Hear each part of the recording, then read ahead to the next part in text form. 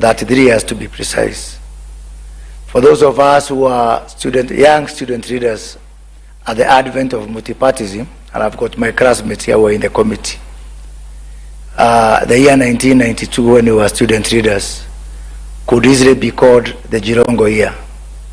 As student leaders, especially radical ones who are opposed to the then government of Daniel Arap Moi, we used to, gossip about each other. This one is pretending to be upright, but he was seen with Jirongo, and you knew what that meant that time. John Nyongesa, kwa mchezo makoha, you know what I mean.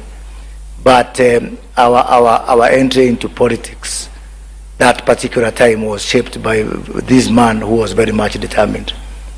Later, of course, I worked very closely with Jirongo. John Nyongesa used to consult for him, especially trying to manage the communication around his many cases.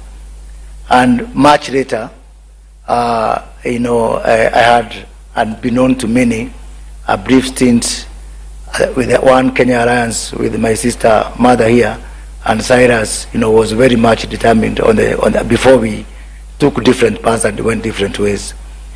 We all remember Jirongo for his fortitude, his determination, and most importantly for me, for thinking big.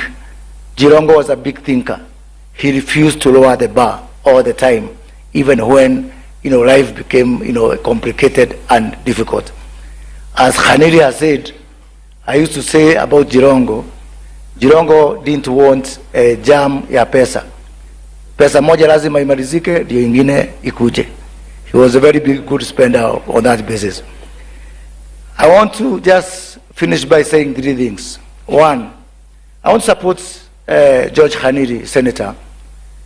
We need to have thorough investigation on everything that is questionable.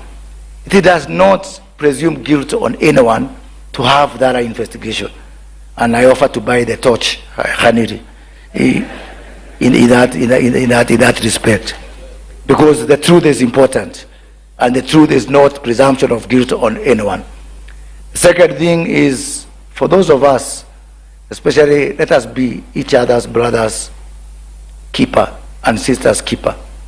And especially David Morade, those of us from the Uji and Chai Society, let us be each other's brothers and sisters' keeper, because it is important that we look after each other, especially when we are on that journey.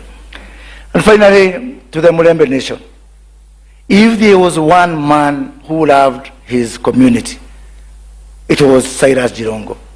Every time, and Philip Kizia would bear me witness because we had those sessions, every time Jirongo got either money or prospect of money, he would call us and tell us, can we start calculating how much we need to put together all the 38 constituencies of the Mulembe Nation? And I've got a message for you and a story about one Cinderella. Cinderella spent all her time being told by her sisters that she's not beautiful. The day she discovered her beauty, life was never the same again. May God rest the soul of Cyrus in eternal peace. Thank you.